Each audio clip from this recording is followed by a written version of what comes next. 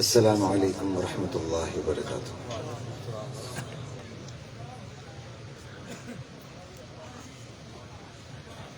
بسم اللہ والحمد للہ والصلاة والسلام علی رسول اللہ، اما بعد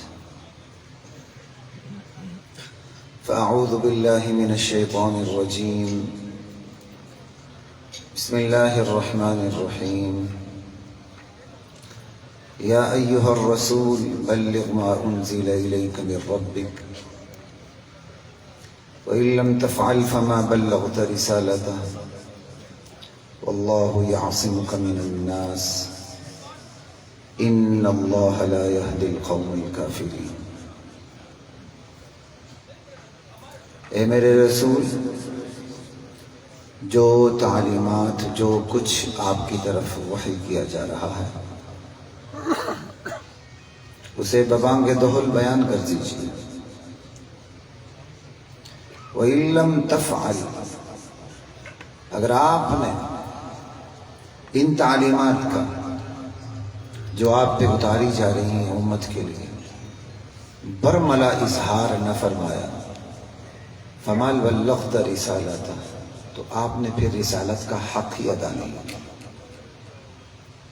جہاں تک بات ہے لوگوں کے رد عمل کی، واللہ یعصمک من الناس، لوگوں کے رد عمل سے بچانے والی ذات اللہ کی ہے، اللہ آپ کی ضرور حفاظت فرمائے۔ ان اللہ لا یہدی القوم الکافرین، اللہ ایسے کافروں کو ہدایت نہیں دیتے جو جاننے کے باوجود مانتے نہیں ہیں، نہ ماننے پر اصرار کرتے ہیں۔ حضرات محترم، وقت بہت قلیل ہے، تھوڑی سی آپ کے سامنے بات کروں گا۔ نبی کریم صلی اللہ تعالی علیہ وآلہ وسلم کی زندگی امت کے لیے دستور زندگی ہے، قانون زندگی ہے۔ آپ کی زندگی پوری امت کے لیے اس لیے بنی کہ امت آپ صلی اللہ تعالی علیہ وآلہ وسلم سے جینے کا ڈھنگ سیکھے۔ نبی علیہ السلام اس لیے دنیا میں تشریف نہیں لائے تھے کہ لوگ آپ کی عقیدت مند بن جائیں، الفاظ کے گلدستے پیش کریں، قصیدے پڑھیں۔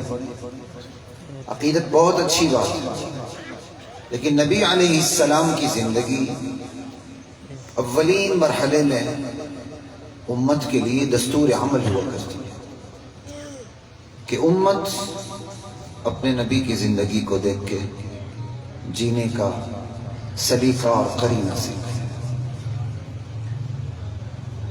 اس مختصر سے وقت میں نبی کریم صلی اللہ علیہ وسلم کی زندگی کی چند صفات کا، احسانات کا تذکرہ کروں گا جو آپ نے امت پر فرمائے من جانب اللہ۔ آپ کی زندگی تو بہت وسیع ہے، لکھنے والے 1400 سال سے لکھ رہے ہیں اور آپ کے ساتھ عظمتیں وابستہ ہوتی جا رہی ہیں، ان سب پہ بات تو ممکن نہیں۔ 5-6 باتیں اصول کی آپ کے سامنے رکھوں گا کہ تاکہ ہم نبی کریم صلی اللہ علیہ وسلم کی زندگی سے سبق لینے والے بنیں۔ اصل چیز یہی ہے کہ ہم نبی علیہ السلام کی سیرت کو پڑھیں اور اپنانے لگیں۔ امت کا زوال یہ ہوتا ہے، امت اپنے نبی کی سیرت کو منانا شروع کر دیتی ہے، اپنانا چھوڑ دیتی ہے، خوش عقیدگی رکھتی ہے، محض عقیدت رکھتی ہے، زبان کے الفاظ تک وابستگی رکھتی ہے، عمل کے میدان سے کوسوں دور ہو جاتی ہے، اور یوں امت کا زوال شروع ہو جاتا ہے۔ نبی علیہ السلام کی زندگی اس امت کے لیے بنی اس لیے کہ یہ امت ایمان سے لے کر آخری عمل تک نبی علیہ السلام کی پیروی کرے۔ آپ صلی اللہ علیہ وسلم کی پوری زندگی امت کے لیے احسانات کا مجموعہ ہے۔ چند وہ بنیادی احسانات ہیں جن کو سامنے رکھا جائے تو آپ کی زندگی کا کم و بیش احاطہ ہو جاتا ہے اور ہمارے لیے سدھرنا بھی آسان ہو جاتا ہے۔ میرے سمیت ہر شخص اپنی نفسیاتی کمزوریوں کو خوب جانتا ہے۔ اللہ کے بعد بندے کو اپنی ذات کے بارے میں حضوری علم ہوتا ہے نا، علم حضوری ہے۔ اللہ کے بعد بندے کو اپنے بارے میں سب سے زیادہ پتہ ہوتا ہے اس کے اندر وہ کون سی خوبیاں ہیں جنہیں مزید ترقی دینے کی ضرورت ہے، اور وہ کون سی خامیاں ہیں جنہیں دباتے اور آہستہ آہستہ مٹانے کی ضرورت ہے۔ جس طرح ہم امتحان کی تیاری کرتے ہیں، امتحان کی تیاری کرتے ہوئے بچہ جس سوال کو زیادہ بھولتا ہے اور وہ اہم بھی زیادہ ہوتا ہے، اس کی ہیڈ لائنز کو یاد کر لیتا ہے کہ چلیں اگر یہ سوال آ بھی گیا تو ہیڈ لائنز میرے ذہن میں ہیں، میں اس کا جواب بنا لوں گا ایگزامینیشن ہال میں بیٹھ کر۔ بالکل اسی طرح میں نے اور آپ نے بھی یہی کرنا ہے۔ کل ہم نے امتحان لینا ہے، اس کی تیاری آج یہاں کرنی ہے۔ ہر بندہ اپنی نفسیاتی کمزوریوں کو سامنے رکھے، ان نفسیاتی کمزوریوں کو سامنے رکھتے ہوئے نبی علیہ السلام کی سیرت کا مطالعہ رکھے، اور نبی علیہ السلام کا سیرت کا مطالعہ اس کے لیے سب سے اولین ماخذ اور مصدر خود قرآن کریم ہے، اس کے بعد احادیث رسول ہیں۔ سیرت النبی کی کتب ضرور ہیں لیکن اس کے اندر بہت زیادہ کمزوریاں موجود ہیں۔ تفاسیر ہی اسرائیلیات سے پاک نہیں ہیں، کمزور روایتوں سے پاک نہیں ہیں، تو سیرت نگار تو خیر بہت دور کی بات ہے۔ تو اس لیے سیرت کا اولین ماخذ خود قرآن کریم ہے، اس کے بعد نبی علیہ السلام کے اپنے فرامین ہیں۔ بندہ ڈائری لے کے بیٹھ جائے اور قلم لے کے بیٹھ جائے، اپنی نفسیات کو بندہ اللہ کے بعد سب سے بہتر سمجھتا ہے، تو سیرت پڑھتا جائے، جہاں جہاں وہ یہ دیکھتا ہے کہ یہاں نبی کی سیرت براہ راست مجھ سے مخاطب ہو رہی ہے، میری کمزوری کو فوکس کر رہی ہے، اس کو انڈر لائن کر لیں، اس کو لکھ لیں، اور پھر سینے پہ لکھ لیں، سینے کی تختی پہ۔ چند چیزیں ہوں گی، 5-10 اصول کا مجموعہ بنے گا، شب و روز کی زندگی میں ہمیشہ اس کو اپنے سامنے رکھیں، پھر دیکھیں زندگی کتنی بدلتی ہے۔ چند چیزوں کو آپ کے سامنے رکھتا ہوں۔ نبی علیہ السلام نے اس امت پر جو احسانات فرمائے، ان میں سب سے عظیم ترین احسان آپ کا امت پر جو ہے وہ علم صحیح کا احسان ہے، کہ آپ نے امت کو درست علم عطا فرمایا۔ یہ سب سے بڑا احسان ہے نبی علیہ السلام کا اس امت پر، علم صحیح۔ وگرنہ علم تو موجود تھا اس دنیا میں، خالی کبھی نہیں ہوا، لیکن جو صحیح علم موجود تھا وہ بھی غلط کے ساتھ مکس ہو چکا تھا، وہ اتنا مختلط ہو چکا تھا کہ صحیح کو غلط سے الگ کرنا ہی مشکل ہو گیا تھا۔ تبھی تو نبی علیہ السلام کی بعثت ہوئی تھی۔ علم صحیح کا احسان نبی علیہ السلام کا سب سے بڑا احسان ہے اس امت پر، ورنہ کوئی دور بھی اپنے وقت کے مروج علوم سے خالی نہیں رہا۔ نبی علیہ السلام سے پہلے کے ہیں یہ سقراط، یہ بقراط، یہ ارسطو، یہ کیا کہتے ہیں پتہ نہیں کون کون، اور آج بھی بڑے بڑے دنیا میں فلسفی موجود ہیں جن کا آج بھی دنیا میں ڈنکا بجتا ہے۔ ایسے عظیم ترین پاگل فلسفی موجود ہیں کہ جو وہ بات کہہ دیں تو آنکھیں کان کھول کے پوری انسانیت سنتی ہے، پوری دنیا سنتی ہے، مجال ہے کہ اس کا انکار کر سکے۔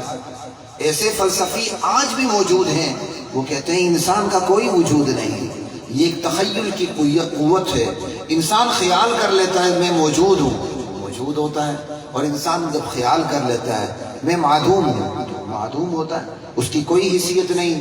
اور ایسے فلسفی دنیا میں راج کرتے رہے ہیں، آج بھی راج کرتے ہیں، آج بھی دنیا میں ایسے بڑے بڑے فلسفی ہیں، یہ کوئی گلی کے چھوٹے چھوٹے فلسفی نہیں ہیں، بڑے بڑے فلسفی ہیں جو دنیا اس وقت معاشی بحران کا شکار ہے، اس کا وہ سلوشن پیش کرتے ہیں کہ بھائی معاشی بحران کا حل کیا ہے۔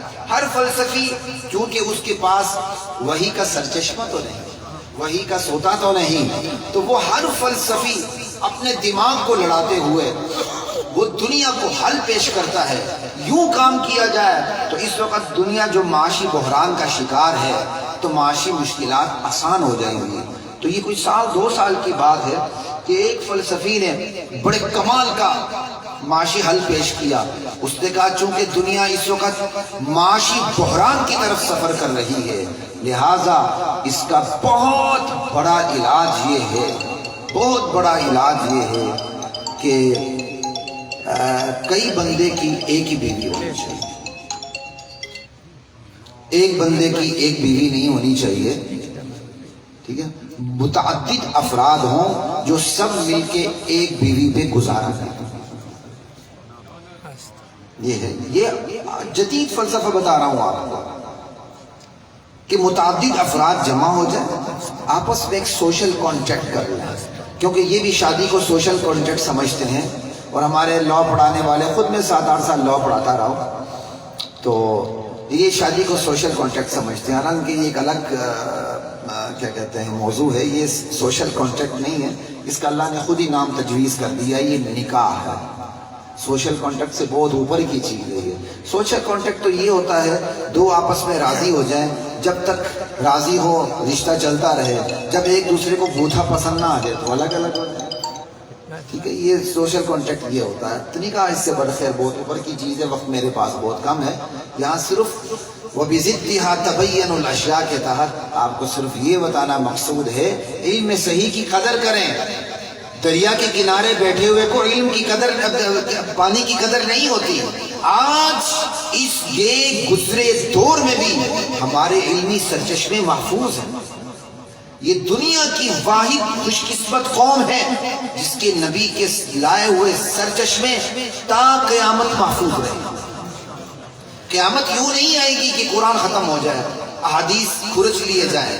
قیامت تب آئے گی قرآن کو سمجھنے والے نہیں رہیں گے، قرآن رہے گا.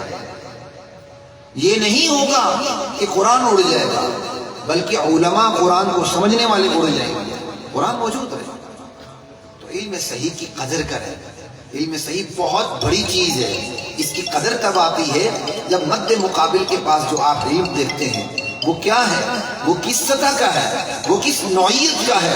آج کے بڑے بڑے فلسفی معاشی حل یہ پیش کر رہے ہیں، 5-10 آدمی اکٹھے ہو کے ایک بیوی کا. تو میرے ایک کولیگ تھے یونیورسٹی میں، تو سوشیالوجی کے وہ ٹیچر تھے، تو میں نے ان سے تھوڑی سی معلومات لی. میں کہا یار آپ سماجیات پڑھاتے ہیں، یا انہوں نے خود ہی بات بتائی، اور یہ کوئی نئی تجویز انہوں نے نہیں دی آج کے فلسفی نے، یہ پرانی چیز ہے. اس نے کہا جی آج بھی دنیا میں ایسے قبائل موجود ہیں جہاں بھائی مل کر ایک لڑکی کا انتخاب کر لیتے ہیں، وہ متعدد سگے بھائیوں کی ایک ہی بیوی ہوتی ہے. تو میں نے حیران ہو کے پوچھا وہ ماشاءاللہ پھر اپنے فرائض کیسے ادا کرتے ہیں؟ کہتے ہیں ایک بھائی کمرے میں جاتا ہے تو باہر کمرے کے اوپر چھوٹی سی سبز ٹہنی لگی ہوتی ہے. اس کا مطلب ہوتا ہے کہ اندر مصروف ہیں آپ سب. اللہ اکبر. لقد انزلنا الیکم کتابا فیہ ذکرکم. ارے ہم تم پر ایک ایسی کتاب تمہاری طرف بھیجی ہے اس میں تمہارا ذکر ہے، تمہارا فائدہ ہے، تمہاری نفسیات کا، تمہاری معاشیات کا، تمہارے معاشرت کا، تمہارے اخلاق کا، آداب کا، اقدار کا، ویلیوز کا، شعائر کا ذکر ہے. یہ تمہارے فائدے کی کتاب ہے. تم اسے چھوڑ کے کہاں بھاگ رہے ہو؟ فَأَيْنَ تَذْهَبُونَ. اللہ کے نبی کا اس امت پر سب سے بڑا احسان صحیح علم فراہم کرنا، جو وہی سرچشمہ ہے. آج ایک اور مثال دے کے آگے بڑھتا ہوں. آج اس پوری دنیا میں دیکھ لیں ترقی یافتہ قوموں کے پاس علم کے سرچشمے نہیں ہیں. وہ قوانین تو کس روشنی میں بناتے ہیں؟ آپ کو غلط فہمی ہوگی کہ وہ تورات، انجیل یا بائبل کی روشنی میں قوانین بناتے ہیں. نہیں، ہوتا یہ ہے وہ نفسانی خواہشات کی روشنی میں قوانین بناتے ہیں. اور اس کا پروسیجر تھوڑا سا آپ کو بتا دیتا ہوں. ہوتا یہ ہے ایک آدمی بلنڈر مار دیتا ہے، یعنی کسی نے اپنی سگی بہن سے زنا کر لیا، یا کسی نے ہم جنس پرستی کر لی، جیسے ٹرانسجینڈر کا قانون. یہ جلدی نہیں آیا، یہ گریجولی ترقی کرتے کرتے کرتے اس سٹیج تک پہنچا ہے جو LGBT کا اقوام متحدہ کا ایک پورا ایجنڈا ہے. لیکن ہوا کیا؟ جب ہم جنس پرستی شروع ہوئی، خیر ہم جنس پرستی کو ایک طرف رکھیں، معاشرے میں ایک بندہ ایک بلنڈر غلط کام کر دیتا ہے، تو کہتا میرا جسم میری مرضی، ٹھیک ہے وہ کرے، دوسروں کو آکورڈ لگتا ہے تو لگے، اسے اختیار ہے، وہ جو مرضی کرے. لیکن اس ایک کو دیکھ کر 2 کرتے ہیں، 2 کو دیکھ کر 4 کرتے ہیں، 4 کو دیکھ کر 400 کرتے ہیں، پھر اس سوسائٹی کا 50% طبقہ وہ کرنے لگتا ہے. جب وہ 50% کو کراس کرنے لگتا ہے، پارلیمنٹ سوچنے لگتی ہے کہ بھائی اب یہ ہمارے معاشرے کی ضرورت بن چکی ہے. پھر وہ رواج جو پکڑتا ہے گناہ، وہ سیدھا پارلیمنٹ کے اندر آتا ہے اور قانون بن جاتا ہے. تو کسی بھی قانون کا سرچشمہ اسلام کے علاوہ دیکھیں، قانون کا سرچشمہ قریب کے دیکھیں تو نیچے افرائیت من اتخذ الہہ ہواہ. میرے نبی آپ نے ایسے لوگوں کو دیکھا ہے جنہوں نے اپنی خواہشات کو اپنا معبود بنا لیا ہے. آج اس آیت کی اتنی بہترین تفسیر سامنے ہے. دنیا کے کسی پارلیمنٹ کے قانون کو اٹھا لیں، قریب کے دیکھیں، اس قانون کا سرچشمہ آپ کو نفسانی خواہش نظر آئے گی. ایک بندے سے ہوتے ہوئے وہ جب سوسائٹی پہ غلبہ پا لیتا ہے، وہ عمل کسٹم اور رواج بن جاتا ہے، وہ پارلیمنٹ میں آ کے قانون بن جاتا ہے. شراب کو آپ دیکھ لیں، امریکہ میں شراب حرام تھی لیکن شراب بڑی. انہوں نے اپنے امریکنز کو شراب سے روکنے کے لیے سینکڑوں کروڑوں ڈالر خرچ کر دیے، سیمینارز منعقد کیے، بڑے بڑے مقالات پڑھے، لوگوں کو شراب کے نقصانات سے آگاہ کیا. لیکن شراب کی بھٹیاں پہلے سے زیادہ کھل گئی، یہاں تک کہ امریکن کانگریس ان کے سامنے جھک گئی اور امریکن پارلیمنٹ نے پھر شراب کو حلال کر دیا. ہم جس پرستی حلال، شراب حلال، یہ ساری چیزیں یورپ میں، امریکہ میں گریجولی اسی طرح ہوئی ہیں.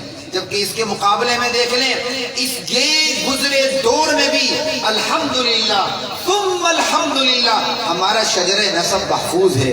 ہمیں پتہ ہمارا باپ کون ہے، دادا کون ہے، پردادا کون ہے، لکڑ دادا کون ہے، ٹکر دادا کون ہے، چلتے چلے جائیں اوپر. ہمارا شجر نسب بالکل محفوظ ہے.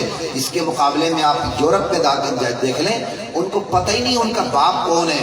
باقاعدہ آپ کو پتہ ہونا چاہیے، ڈی این اے کی کرنے والی گاڑیاں پھرتی ہیں، جیسے یہاں موبائل کی گاڑیاں، وہاں ڈی این اے موبائل گاڑیاں ہیں. کہتے کوئی اپنا ڈی این اے کروا کے اپنے باپ کو تلاش کرے. ایک یورپین لڑکی نے، ایک اداکارہ نے ایک بچہ جنا، تو اس بچے کے امیدوار 8-10 تھے. ایک کہنے لگا یہ میرا بچہ ہے، دوسرے کہنے لگا یہ میرا بچہ ہے، اور وہ کوئی اکورڈ بات نہیں تھی ان کی. جب دین کو چھوڑ دیا جائے تو پھر یہ حالت ہوتی ہے. اللہ کے نبی نے اس امت پر سب سے بڑا احسان یہ فرمایا، علم صحیح کا احسان، کہ بندہ خراب بھی ہو جائے سرچشمہ کبھی خراب نہیں ہوگا، سرچشمہ کبھی گردآلود نہیں ہوگا. امت کو بس اس سرچشمے سے اپنا تعلق استوار کرنے کی ضرورت ہے بس، وگرنہ سرچشمہ امت جتنی مرضی خراب ہو جائے محفوظ کا محفوظ ہی رہے. یہ پہلا احسان ہے. لیکن ضروری نہیں کہ بھائی جس کے پاس علم صحیح ہو وہ ایمان بھی لے آئے. آج دنیا کی اکثریت اسلام کو جانتی ہے اور دنیا کی اکثریت اسلام کو مانتی نہیں ہے. محض جاننے سے ماننا لازم نہیں آتا. تو پہلا احسان علم صحیح کا ہے. دوسرا احسان اس امت پر نبی علیہ السلام کا ایمان کی خواہش کو بیدار کرنا، کہ بھائی آپ کو علم صحیح مل چکا، اب اس کے تقاضے پر عمل کرو. ایمان کی خواہش بیدار کی اللہ کے نبی نے اپنے عمل سے، اپنی سیرت سے، اور آپ پر جو ایمان لائے صحابہ ان کی سیرتوں کے انقلاب سے آنے والی امت کے آخری فرق تک کے اندر یہ خواہش عملی طور پر بیدار کر دی کہ تم نے اس علم صحیح کے تقاضوں پر عمل کرتے ہوئے ایمان لانا. یہ ہے ایمان. دوسرا احسان کہ ایمان کی خواہش کو بیدار کرنا. یہ ترغیب ترہیب، جنت جہنم، اپنی سیرت، اپنا کردار، اور آپ کی سیرت پر جو اولین طبقہ ایمان لایا ان کی سیرتوں کا انقلاب، یہ سارے مجموعی ایمان کی خواہش کو بیدار کرتے ہیں. تفصیل کا موقع نہیں، صرف اجمالی طور پر آپ کے سامنے عرض کر رہا ہوں. دوسرا بڑا احسان اس امت پر اللہ کے نبی نے ایمان کی خواہش کو بیدار کیا. لیکن ضروری نہیں کہ جو بندہ جس کے پاس علم صحیح ہو اور وہ ایمان بھی لے آئے. ابھی بھی بات کافی نہیں. بندے کے پاس صحیح علم بھی ہوتا ہے، ایمان بھی لاتا ہے، لیکن پرلے درجے کا بدعمل ہوتا ہے. اس لیے والعصر ان الانسان لفی خسر الا الذین آمنوا پہ فل سٹاپ نہیں، آگے کیا ہے وعملوا الصالحات۔ صرف ایمان نہیں، ایمان کے بعد ایمان کے تقاضوں کو سامنے رکھتے ہوئے میدان عمل میں اترنا ہے۔ تیسرا احسان جو اللہ کے نبی نے عملی طور پر اس امت پر فرمایا وہ یہ ہے کہ نبی اپنی امت اپنے نبی کی زندگی کو دیکھے تو عمل پر خود بخود اتر۔ وہ امتی جو نماز نہیں پڑھتا، 5 وقت کی نماز نہیں پڑھتا، لیکن وہی امتی جب اپنے نبی کی سیرت سے جڑ جاتا ہے تو 5 نہیں 7 وقت کی نماز شروع کر دیتا، تہجد گزار ہو جاتا ہے، اشراق چاشت سب کچھ پڑھنے لگ جاتا ہے۔ کیا؟ نبی کی سیرت سے جڑ جاتا ہے۔ تو تیسرا بڑا احسان اللہ کے نبی نے جو اپنی امت پر فرمایا وہ عمل کی خواہش کو بیدار کرنا ہے۔ صرف علم کافی نہیں، صرف ایمان کافی نہیں، بلکہ میدان عمل میں بھی اترنا ہے۔ یہ 3 بڑے احسانات اللہ کے نبی نے فرمائے، لیکن یہ 3 بھی کافی نہیں ہے۔ بندے کے پاس علم بھی ہوتا ہے، بندے کے پاس ایمان بھی ہوتا ہے، بندے کے پاس عمل بھی ہوتا ہے، لیکن بندے کے پاس اخلاص نہیں۔ سمجھ بات کی؟ نماز پڑھتا ہے ریاکاری کے لیے، جہاد کرتا ہے بہادری کے لیے، قاضی بنتا ہے اللہ سے زیادہ رحم دل بننے کے لیے، یا اللہ میں نے اس کو کم سزا دی تھی، اللہ کہے کہ تم اس سے زیادہ مہربان ہے جو کہ تم نے ترس کھا کے کم سزا دی تھی، چل جہنم۔ حدیث ہے نا کہ اس امت کے جو بڑے بڑے شعبے ان کے بڑے بڑے لوگوں کو لایا جائے گا جس پہ سر فہرست قاری اور عالم ہے۔ ہاں بھائی تم قاری عالم کیوں بنے تھے؟ یا اللہ تیرے دین کو پھیلانے کے لیے کہا نہیں، تجھے قاری اور عالم کہا جائے اس لیے تم نے یہ دین حاصل کیا تھا، چل جہنم میں۔ یہاں تک کہ جان قربان کرنے والے مجاہد کو لایا جائے گا، ہاں میرے بندے بتا تو نے جان اپنی قربان کیوں کی تھی؟ یا اللہ تیرے دین کی سربلندی کے لیے میں نے اپنی جان کا نذرانہ پیش کیا تھا۔ اللہ فرمائیں گے جھوٹ بولتا ہے، تو نے اس لیے میرے راستے میں جان دی تھی کہ تجھے بہادر کہا جائے، تجھے صلہ مل گیا، اب تیرا ٹھکانہ جہنم۔ علم، ایمان، عمل، یہ پھر بھی تینوں کافی نہیں، اخلاص ضروری ہے۔ نبی علیہ السلام نے اپنے اقوال سے، اپنے افعال سے، اپنے اعمال سے، اپنے کردار سے اخلاص کی خواہش بیدار کی۔ امت جو بھی کام کرے اخلاص پہ کرے۔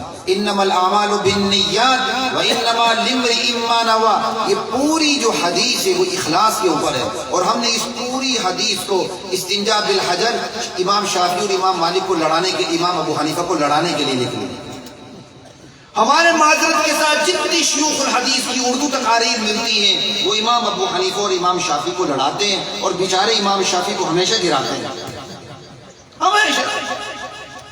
بس یہ ہماری محدثیت کا معراج ہوتی ہے کہ نہیں، ان اختلافی مسائل کے اوپر میرا جو نقطہ ہے وہ حرف آخر ہے۔ نیت کے بغیر بھی وضو ہو جاتا ہے، نہر میں چھلانگ لگائیں بھی تو وضو ہو جاتا ہے۔ انما الاعمال بالنیات کا خدا کی قسم نہ بغیر نیت کے وضو سے تعلق ہے، نہ نیت کے ساتھ وضو سے تعلق ہے، اس کا تعلق سراسر صرف اخلاص کے ساتھ ہے، جس سے ہماری اردو کاپیاں خالی ہیں۔ یہ حدیث اس لیے نہیں آئی تھی کہ امام شافعی اور امام ابو حنیفہ کی لڑائی کروایا اور ہمیشہ فاتح امام ابو حنیفہ کو قرار دیں، پھر بھی کہیں ائمہ ارباب برحق ہیں، پھر بھی یہ بس پڑھ لیا کریں وظیفہ۔ نہیں بھائی نہیں، یہ حدیث اخلاص کے لیے آئی تھی کہ امت ہر عمل میں علم صحیح ہونے کے باوجود، ایمان ہونے کے باوجود، عمل ہونے کے باوجود اخلاص پیدا کرے۔ وہ ہجرت جیسا عظیم عمل، لا ہجرت بعد الفتح، جس کے متعلق کہہ دیا گیا کہ آج فتح مکہ ہو چکا، اب ہجرت مدینے کی طرف ہجرت ختم ہو گئی، اور تا قیامت ایسی ہجرت نہیں آ سکتی، اور ہجرت کا ایسا اجر نہیں مل سکتا جو اجر مہاجرین مدینہ کو ملا۔ لیکن اس کے باوجود کہا گیا اس ہجرت میں بھی اگر اخلاص کی کمی ہوئی پورا ثواب نہیں ملے گا۔ 4 چیزیں ہوئی اور شاید 4 منٹ ہی رہتے ہیں، 2 چیزیں بات کر کے میں ختم کر رہا ہوں۔ علم، ایمان، عمل، اخلاص، بات پھر بھی نہیں بنتی۔ بندے کے پاس یہ 4 نعمتیں ہوتی ہیں لیکن وہ بد اخلاق ہوتا ہے۔ اگر آپ نے اس کا سب سے بہترین نمونہ دیکھنا ہو سوشل میڈیا پر دیکھ لیں، علم بھی صحیح ہوتا ہے، ایمان بھی ہوتا ہے، اعمال بھی ہوتے ہیں، اخلاص بھی ہوتا ہے، لیکن بندہ بات کرتے ہوئے اپنے بڑوں کو گالیاں دیتا ہے، ان کی پگڑیاں اچھالتا ہے۔ پانچواں عمل اخلاق، بلکہ بات کرتے کرتے وہ ایسے لطیفے سنا دیتا ہے کہ بندہ گھر میں بیٹھ کر تقریر ہی نہیں سن سکتا، ماں بیٹی کے درمیان بیٹھ کے تقریر ہی نہیں سن سکتا۔ ایک مشہور عالم دین ہے، وہ اپنے دارالحدیث میں ذرا آزاد گفتگو کرنے کے ماہر ہیں، صرف عادی نہیں بہت بڑے ماہر ہیں۔ وہ بیچارے سوشل میڈیا پر بھی آگے، تو ان کے کلپ بڑے بڑے بنے۔ تو ایک دفعہ میں کسی ٹی وی شو میں تھا، تو میرے ساتھ ایک بریلوی عالم بیٹھے ہوئے تھے، تو انہوں نے ان کے سارے کلپ رکھے ہوئے تھے، تو وہ اپنے مسلک والوں کو وہ شیئر کر رہے تھے کہ دیوبندی مولوی صاحب کو دیکھ لو کہ کس مزے سے وہ کھیرے کی بات کرتے ہیں، پتہ نہیں ٹنڈے کی، کھیرے کی، کس کس چیزوں کی بات کرتے ہیں۔ وہ پچھلے دنوں گلگت میں بھی گئے تو انہوں نے کوئی ایسا ہی لطیفہ سنانے کی کوشش کی، تو ہمارے ہاں تو ماحول کچھ زیادہ ہی سخت ہوتا ہے۔ وہ مولوی صاحب کو تو چکر آ گئے، جلدی سے جا کر انہوں نے اسپیکر بن گیا، استاد جی کو سمجھا، استاد جی ہمارے ماحول یہ نہیں ہے۔ استاد جی بات پھر بھی نہ آیا، اپنا لطیفہ مکمل کر کے انہیں سپورٹ کر۔ علم بھی ہوتا ہے، ایمان بھی ہوتا ہے، عمل بھی ہوتا ہے، اخلاص بھی ہوتا ہے، اخلاق نہیں۔ تو پانچویں بڑی چیز جو اللہ نے جبیر اس امت کو فراہم کی وہ اخلاق۔ یہی تو امتحان ہے۔ ہم چاہتے ہیں میرے سمیت ہر بندہ فیس بک پہ، سوشل میڈیا پہ میری تعریف کرے، آپ کی تعریف کرے، اور کوئی گالیوں پر اتر آئے تو ہم اس سے زیادہ زبان بری کر لیتے ہیں۔ ویسے معذرت کے ساتھ میں یہاں جو دینی طلبہ بیٹھے میں ان کو مخاطب کر کے کہہ رہا ہوں، نہ میں پی ٹی آئی کا ہوں تو نہ میں کسی جماعت کا ہوں۔ میں نے اب پی ٹی آئی والے کچھ احتیاط کر رہے ہیں۔ سب سے گندی زبان عام سیاسی جماعتوں کے اندر میں نے پی ٹی آئی کے لوگوں کی دیکھی، لیکن اب وہ بڑا کنٹرول کر چکے ہیں۔ اور اس کے بعد میں نے ایک دینی سیاسی جماعت کی کارکنان کی دیکھی، انتہائی غلیظ گندی ترین زبان، ایسے ایک سالی گالیاں کہ بندہ حیران پریشان ہو جاتا ہے سن۔ لیکن اب ماشاءاللہ وہ کنٹرول کر رہے ہیں۔ تو بھائی اخلاق، لیکن بات یہاں بھی پوری نہیں ہوتی۔ علم بھی ہے، ایمان بھی ہے، عمل بھی ہے، اخلاص بھی ہے، اخلاق بھی ہے، لیکن معاملات نہیں ہیں۔ بندے کے پاس ساری نعمتیں ہوتی ہیں، پیسے کا معاملہ ہوتا ہے تو اس سے بڑا کوئی چھرا نہیں، چھرا تو چھوٹی چیز ہے، وہ ٹوکا ہوتا ہے پورا۔ حاجی صاحب دکان پہ بیٹھے ہوئے ہیں، تسبیح ہاتھ میں پکڑا ہوا ہے، غلے کے اوپر بیٹھے ہوئے ہیں، حلال حرام کی کوئی فکر نہیں، 2 نمبر مال ایک کر کے بیچے، 1 نمبر بنا۔ خود لاہور میں ایسے ساتھیوں کو جانتا ہوں جو لاہور کے مقامی محلوں میں پرزہ بیچتے کہ اس پر فلاں ملک کی آپ نے مہر لگانی ہے، اور کافی 25-30 سال پہلے وہ صرف مہر لگانے کے ایک پرزے پر 50 پیسے دیا کرتے تھے۔ اب ان سے کوئی پوچھے کہ بھائی آپ یہ کام کیوں کرتے ہیں؟ کہتے نہیں جب ہم بیچتے ہیں نا تو بیچنے والے کو بتا دیتے ہیں، حالانکہ وہ ہول سیلر ہے۔ اب سرگودا کا ایک بیوپاری، تلگنگ کا ایک بیوپاری لاہور کے بادامی باغ میں سپیئر پارٹس خریدنے کے لیے چلا جائے تو اس کو تو مال تیار ہی مل گیا نا، جرمن کی ٹھپا لگا ہوا جرمن کا تیار مال مل گیا۔ وہ داڑھی والے مولوی صاحب وہاں بیٹھے ہوئے، مولوی صاحب بھی نہیں، تبلیغی صاحب کے لو، کوئی بھی صاحب کے لو، دیندار صاحب ہے نا، وہ کہتے ہیں یار یہ ہم نے خود مال تیار کروایا ہے، جرمن کا ہم نے ٹھپا لگا دیا، ہم نے آپ کو صاف صفا بتا دیا۔ وہ کہتا جی آپ کی بہت مہربانی، کہتا اس کا یہ ریٹ، وہ 1 نمبر کا ریٹ لے کے جب یہ تلگنگ اور سرگودا میں پہنچتا ہے تو وہ اس طرح بیچے گا کہ نہیں جرمن کی مور غلط لگی ہوئی، وہ تو کہے گا میڈ ان جرمن ہے۔ تو اس سے بڑا سہولت کار کون ہے؟ آج کے دور میں تو سہولت کار کو سمجھنا بہت آسان ہے، کیونکہ سہولت کار کی اصطلاح تو سب کو سمجھ آ چکی ہے، سب کچھ ہوتے ہیں۔ یہ امت جا کے پھر کہاں پھسلتی ہے؟ مالی معاملات میں۔